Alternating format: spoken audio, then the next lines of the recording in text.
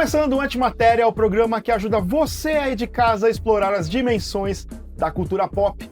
E no programa de hoje a gente vai falar de um jogo que furou todas as bolhas possíveis e imagináveis e tá prometendo ter um sucessor à altura.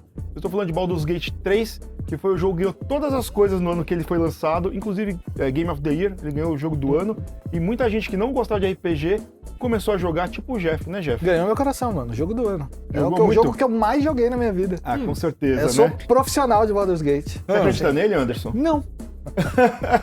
Você de casa. Não me viu jogando. Não me viu Você de jogando? casa, você acredita nele? Não me viu jogando. Não.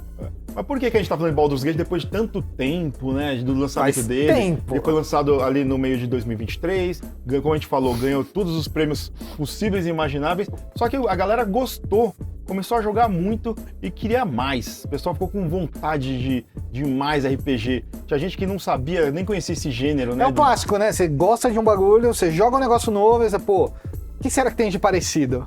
Né? E aí você tem que procurar, porque às vezes é fácil encontrar, às vezes você tá falando de um jogo que começou uma nova febre, sabe?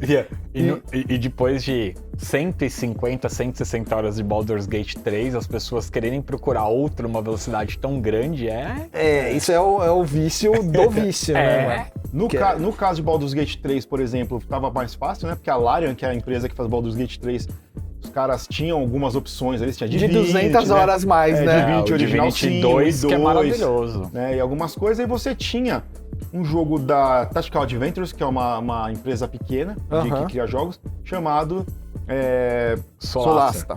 Né? Inclusive Solasta Crawl of the Magister. Esse é o primeiro.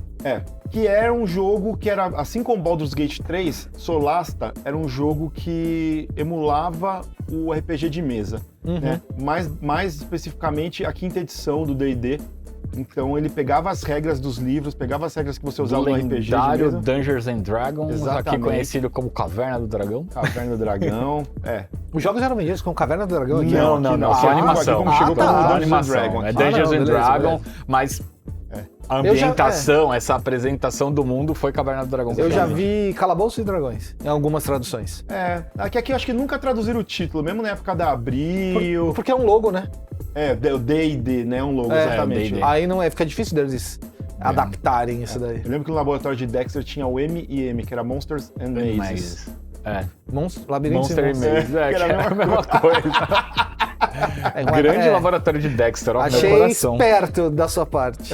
Mas aí o pessoal saiu do Baldur's Gate 3 e falou assim, não, a gente quer mais, quero RPG. Porque tinha uma galera que nunca tinha jogado esse tipo de RPG, né? Pra eles RPG era RPG do turno, ou tipo Final Fantasy. Ou que tava Final Fantasy, era só os mainstream, Final Ou era Fantasy, baseado em videogame, Witcher. ou você jogava offline, né? Tipo, Exatamente. offline que eu digo é papel e caneta, né? Exatamente. E aí o pessoal descobriu o Solasta, né? Só que o Solasta 1, o Anderson pode falar um pouco melhor pra gente.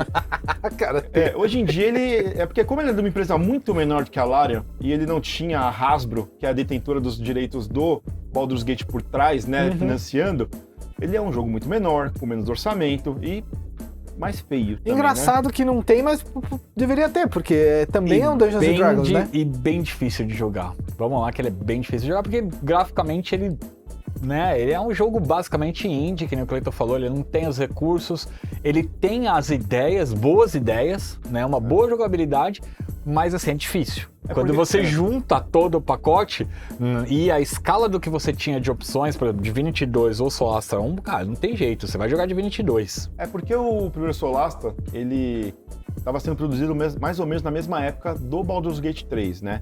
Então, enquanto a Larian foi para um lado mais Divinity Original Sin, que era RPG por turno, né, cada um atacando no seu turno, tendo seus pontos de ação, papapá, o Solasta 1, ele era baseado nos Baldur's Gates antigos, onde você tinha um RPG tático também, só que acontecia em tempo real, tipo um RTS, assim, sabe? Você tinha que ficar dando ordem para eles, aí como era também o primeiro...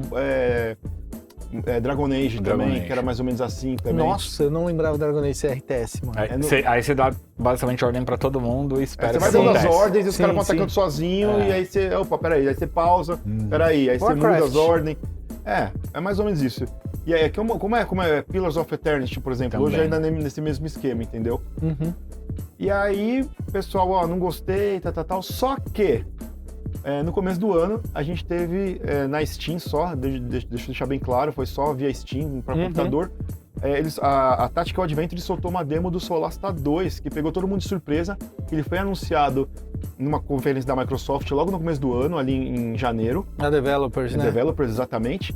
E aí fala assim, ó, já está disponível, você pode baixar, pode testar. E aí foi uma grata surpresa, porque o Solasta 2 ele veio muito maior, com muitos mais recursos e muito parecido com o quê?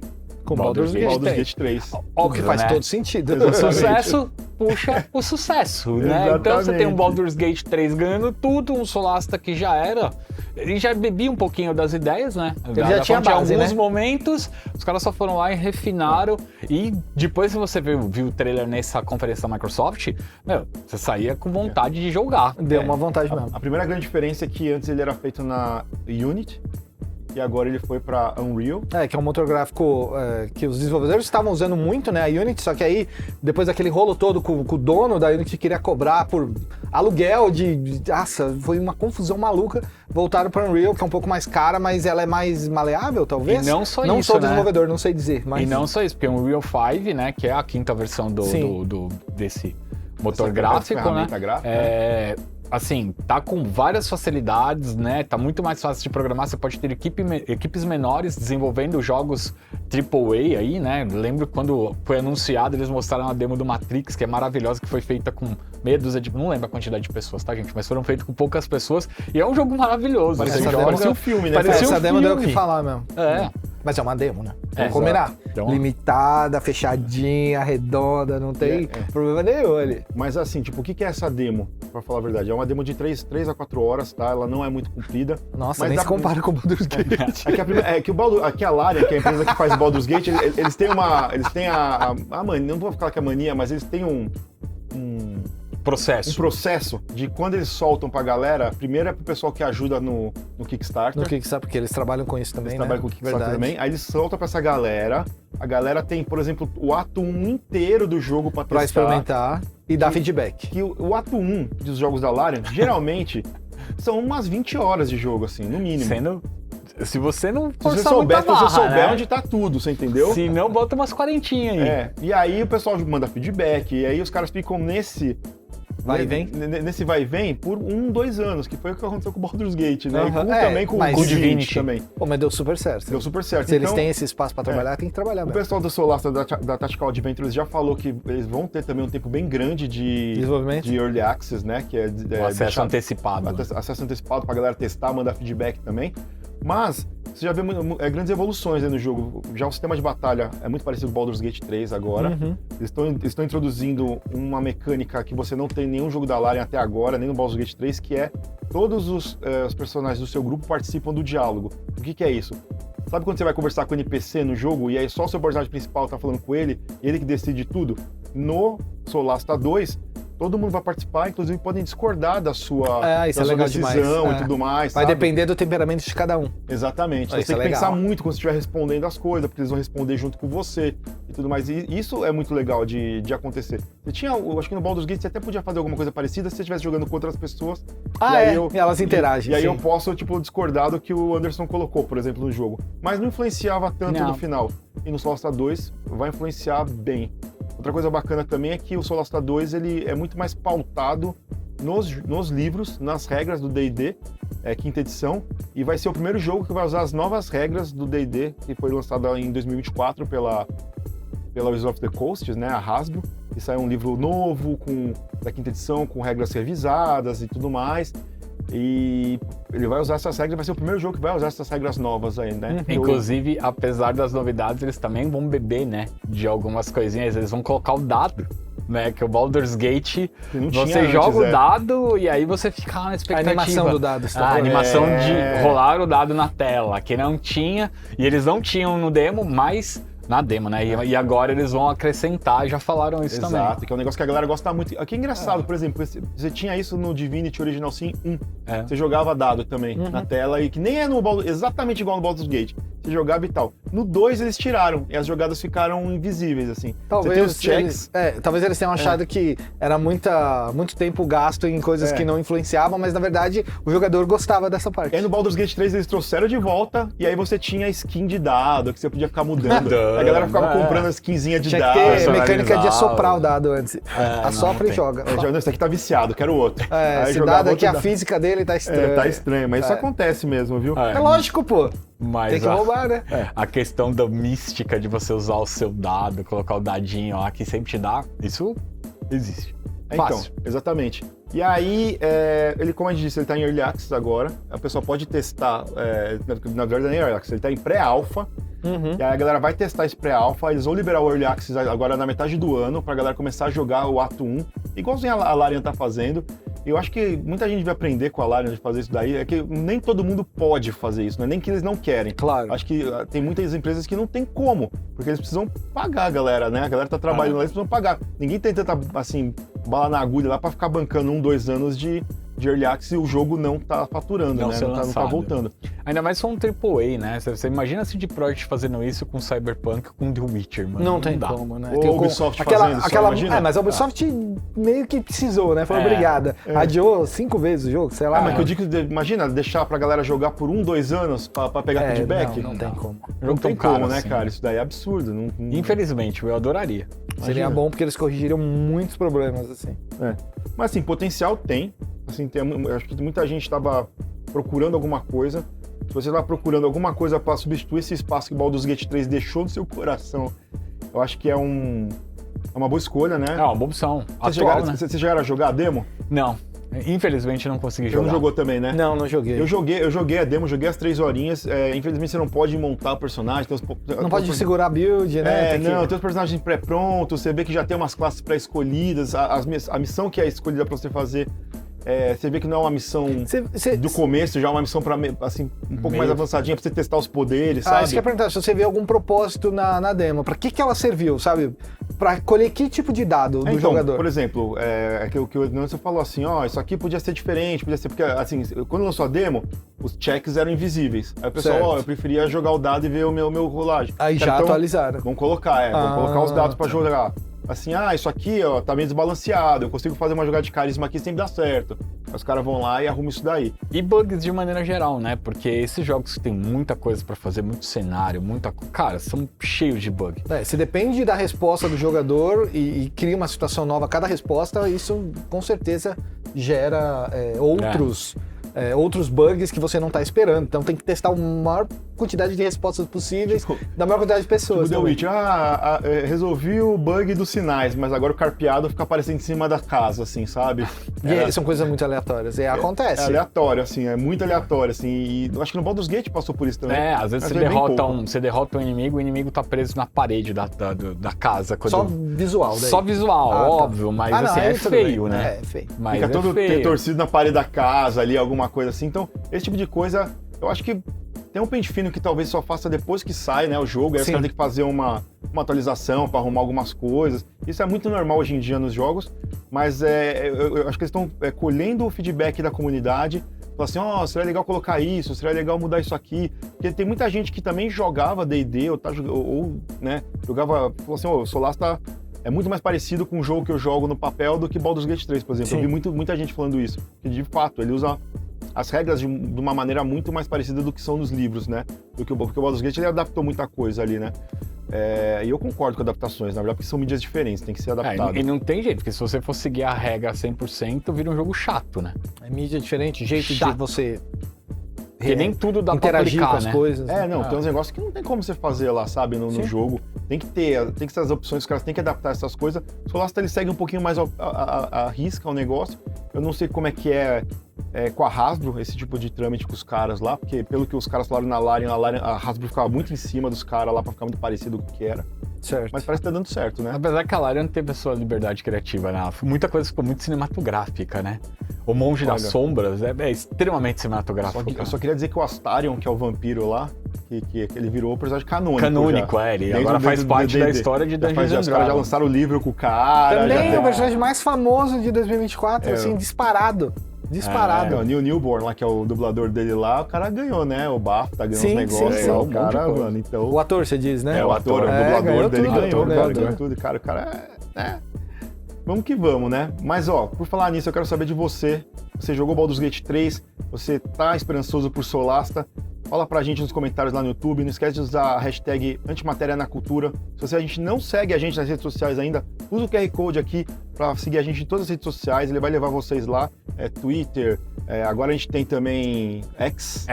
Né? Tem os negócios, tá bom? Então agora a gente vai para um rápido intervalo, aí vocês vão ficar com Card Captor Sakura e depois a gente volta com muito mais Antimatéria para vocês. Não saiam daí.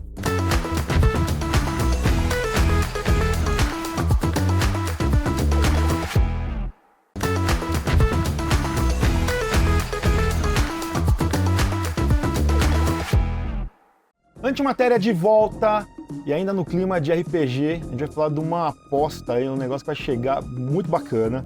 Eu tô muito esperançoso com esse jogo, né? De verdade, pra mim é o GOT do ano, eu tô sem brincadeira pra vocês. Eu já vai ficar assim sempre que eu falo, mas é verdade. Tô falando de Clair Obscur Expedition 33, ou Expedition 33, como a gente chama aqui. É um jogo que apareceu do mais absoluto nada e surpreendeu todo mundo. Também numa conferência da Microsoft também, né, Jeff? Concordo. Aliás, a Microsoft investindo muito nos próprios estúdios e dando possibilidades aí deles entrarem no cenário como desenvolvedores de jogos originais, porque se a galera hoje em dia quer ganhar dinheiro, manda uma continuação, manda um remake, manda um remaster. Não, aqui eles estão fazendo um jogo completamente inédito. Eu acho isso muito incrível. Não sei se jogo do ano, mas RPG do ano eu acho que ganha. Porque não tem concorrência, cara. Se você parar pra pensar... Eu ia falar Yakuza, mas não é verdade. Não, é de se você ação parar que pra saiu pensar, não tem. Não tem uma concorrência grande.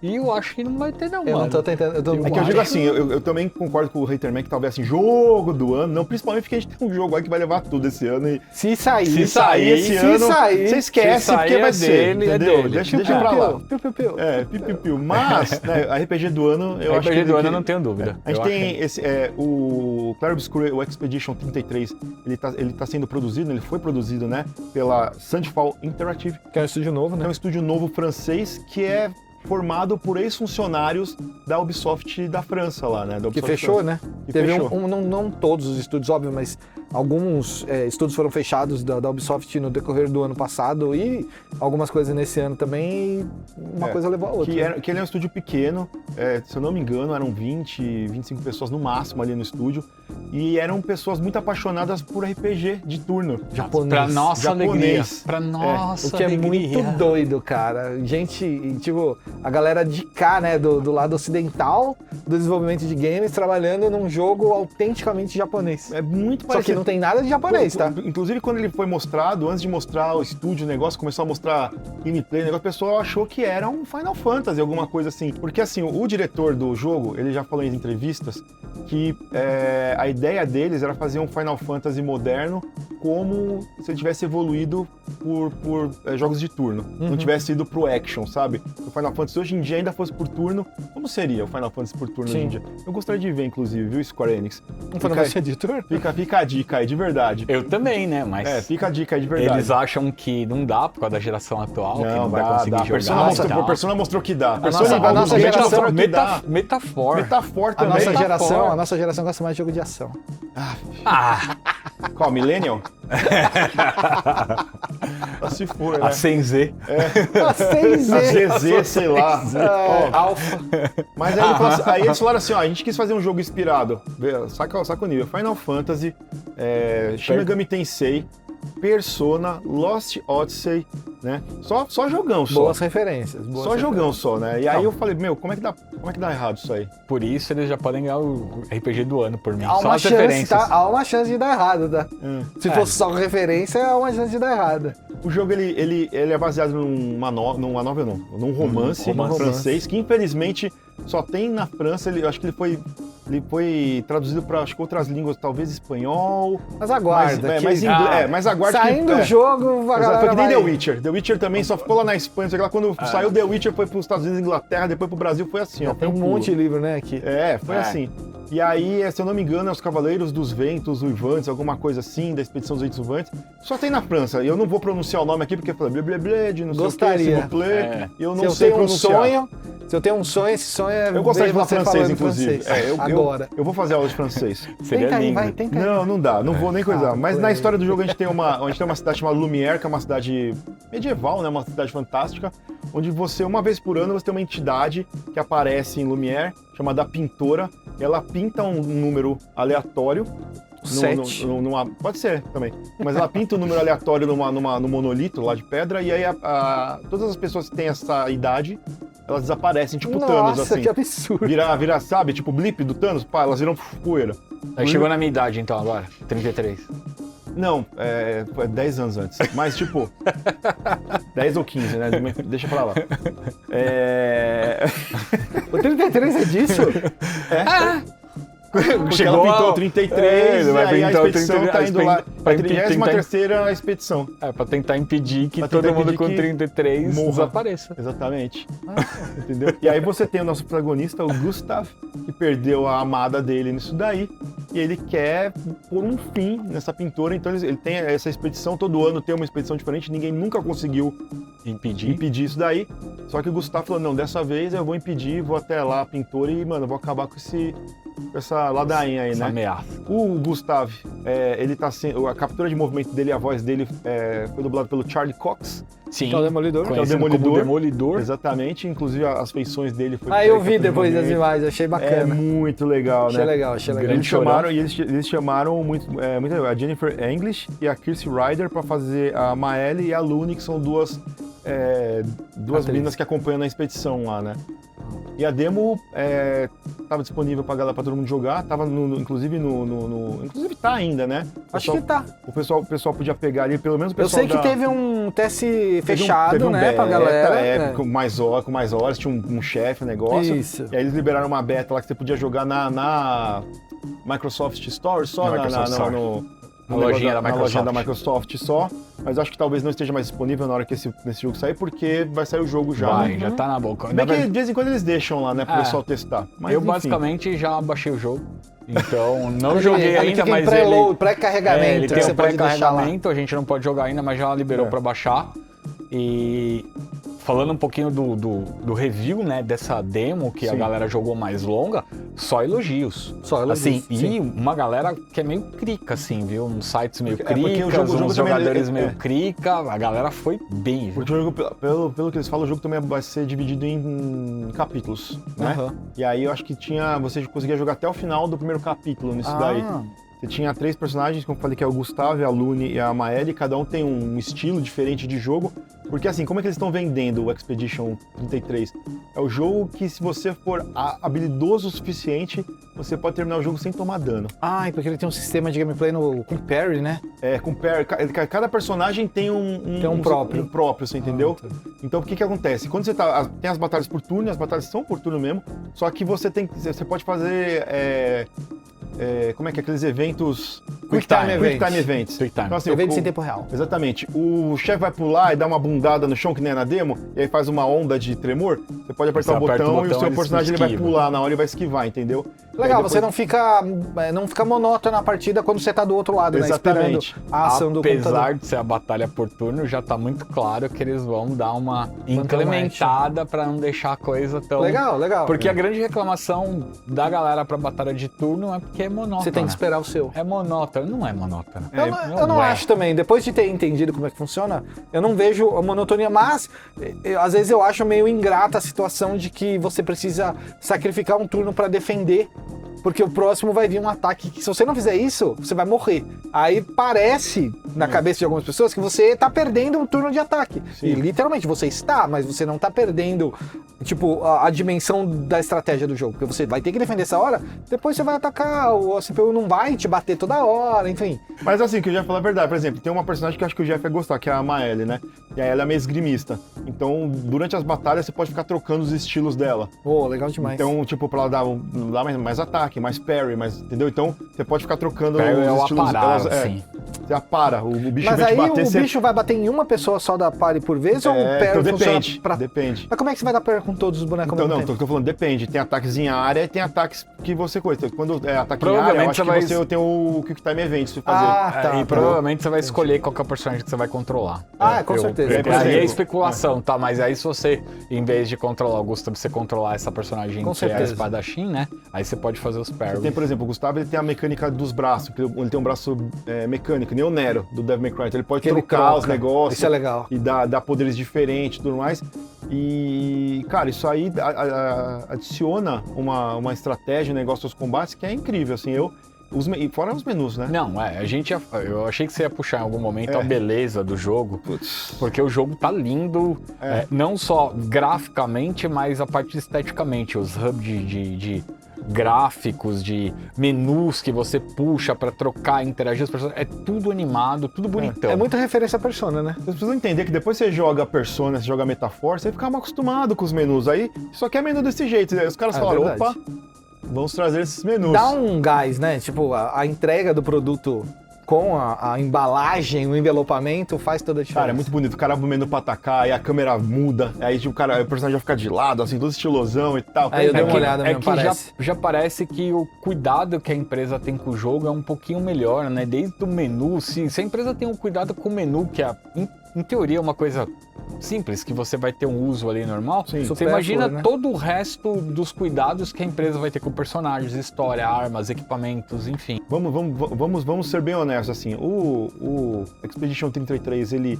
é um jogo perfeito pela demo lá, pelo que você vê. Parece. Você vê que, tipo, é perfeito. Você vê que, você consegue ver que, Jogo do tipo, ano aqui, ó. então, você precisa ver que ele não tem, né, um investimento tão alto quanto um Final Fantasy. Então, os desenvolvedores, né, da Sandfall Interactive, Tiveram que rebolar. eles escolheram as batalhas que eles queriam Claro, lutar ali, entendeu? claro. Então você vê que os cenários, tem alguns cenários mais estáticos, Às vezes eles são menores. são menores, exatamente. A ideia não é também ser um mundo aberto. Porque assim, querendo ou não, ele é bonito. E ele tá sendo muito bem feito, o pessoal, todo mundo que jogou gostou muito, você vê que provavelmente vai ser muito bem falado, vai vender muito bem, só que ele não é um AAA. Ponto. Ele não É isso, mas fica tranquilo, Expedition 35 vai ser. Não, mas só... Ou 36. Para. Tem um lance... Tem que eles vão acabar com a maldição agora. Mas tem um negócio que é mais importante, acho que é legal de falar também, é que esse jogo, se você não quiser comprar ele, quiser só jogar, você vai poder jogar ele no Game Pass, né, mano? vai estar no Day Day One. One, cara. Tipo, você assina lá o serviço da Microsoft, você tem acesso ao jogo direto. Isso é a grande vantagem, sabe? Se você parar pra pensar. Aí você compra depois se Assim, você quiser, mas... Ele vai estar em todas as plataformas, ele vai estar na Steam, ele vai estar no PlayStation 5 e vai estar nos Xbox, né? Aí, Só que também no dia 1, só que no Xbox você pode jogar no Game Pass. no Game Pass, né? No PlayStation, na Steam você vai ter que comprar. Como parte E da aí, política nova da Microsoft. pré-instalado, que nem eu falei pra vocês. Eu já instalei, já tá instaladinho lá. Liberou, eu só ligo Play. e play. Plim. Pá, Então, só jogar. é nóis. Mas assim, pelo que vocês viram até agora, o que vocês estão esperando do jogo? Vocês dois. Eu acho que vai dar o que falar. Não sei se entra numa categoria de jogo do ano, tá? Como eu disse, é cedo ainda pra falar. Se fosse agosto, talvez. Ele a gente já teria- tá sendo lançado bem no começo do ano, né? Geralmente os jogos que são lançados no começo do ano eles sofrem um pouquinho, Não, né? no começo. A galera de janeiro e fevereiro meio que Pedala. acaba meio que se perdendo. Mas esse ano, por exemplo, a gente tem Monster Hunter Wilds também, pra competir na mesma categoria. E aí eu acho muito difícil entrar no Expedition com tanta força, assim, sabe? Sei, Tipo, entendi. não sei, de verdade, não sei. Pode ser que venha, sabe? Sim. Mas ruim não vai ser o jogo, pelo menos. E você, Tem um conceito e bom. você, Hitlerman, o que você acha? Eu acho que o Monster Hunter ganha ação, vai ganhar ação, e o Expedition ganha RPG. RPG, narrativa. Até porque história, tem um roteiro monte de adaptado. coisa. não, Talvez história, dublador, Né? trilha sonora. Porque você não só meteu o Charlie Cox, mas você tem o Ben Starr, que também é o dublador do Clyde no Final Fantasy XVI. Ele é o verdade. vilão ali, o São vilão que dubladores também muito já bons. concorreu. que já concorreu lá também. Então, assim, eu tô com a expectativa lá em cima. Acho que foi realmente a grande surpresa dos últimos anos, assim, o jogo que cai no colo, assim, você fala, meu, do nada brotou e vamos. E vamos jogar e vamos trazer pra galera aqui também, né, pra contar um Boa. pouquinho mais. Mas eu quero saber de você aí de casa, o que você tá achando do Expedition 33? Você viu a demo? Você viu né, os trailers, o que você achou? Deixa pra gente lá no nosso YouTube com a hashtag Antimatéria na Cultura, que a gente vai responder todos vocês. Se você não segue a gente ainda, segue a gente nas redes sociais usando o QR Code, que aí você vai ficar por dentro de tudo que é, né, da cultura pop. Claro. Tá bom? O Antimatéria vai ficando por aqui e a gente se vê amanhã com muito mais Antimatéria pra vocês. Tchau, tchau.